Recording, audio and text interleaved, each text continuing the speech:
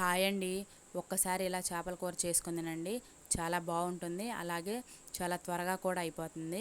ముందుగా గిన్నె తీసుకొని కట్ చేసి పెట్టిన ఉల్లిపాయ ముక్కలు, పచ్చిమిరపకాయలు, పసుపు, 4 స్పూన్ల కారం, కొంచెం ఆయిల్ వేసుకొని ఉల్లిపాయ ముక్కలు బాగా కలిసేలా కలుపుకోవాలి. చేపల కూరకి కొంచెం ఆయిల్ ఎక్కువే పడుతుందండి. మనం కలిపి పెట్టుకున్న మసాలాలోకి నీట్గా కడిగి పెట్టిన చేప ముక్కలు, అలాగే ఉప్పు, కొంచెం కరివేపాకు వేసుకొని చేప ముక్కలకి మసాలా అంతా బాగా పట్టేలాగా కలుపుకోవాలి.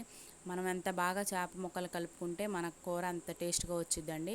చేప ముక్కలకి ఉప్పు కారం బాగా పట్టిన తర్వాత ముందుగా తీసిపెట్టిన చింతపండు గుజ్జుని చేప ముక్కల్లోకి వేసుకొని పులుసు ముక్క మునిగేంత వరకు పులుసు అడ్జస్ట్మెంట్ చేసుకోవాలండి. పులుసు పోసుకున్నాక ఒకసారి కలుపుకొని మూత పెట్టుకొని స్టవ్ వెలిగించి పొయ్యి మీద పెట్టుకొని 80% కుక్ చేసుకోవాలండి. ఈలోగా మనం చేపల కూరకి మసాలా ప్రిపేర్ చేసుకుందాం. వేయించి పెట్టిన ధనియాలు, గసగసాలు, అల్లం వెల్లుల్లి, ఎండు కొబ్బరి వేసి పౌడర్లా చేసుకోవాలి. 80% కుక్ చేసుకున్న చేపల కూరలో మనం చేసి పెట్టిన మసాలా వేసుకొని ఒక్కసారి నేను చూపించినట్టుగా చేపల కూరని కలుపుకోవాలి. అస్సలు గెరిటి పెట్టకూడదండి, ముక్క అంతా విరిగిపోతుంది. ఒకసారి కలుపుకున్న తర్వాత మూత పెట్టి 5 మినిట్స్ కుక్ చేసుకొని ఫైనల్గా కొత్తిమీర వేసుకొని స్టవ్ ఆఫ్ చేసుకుంటే మన చేపల కూర రెడీ అండి.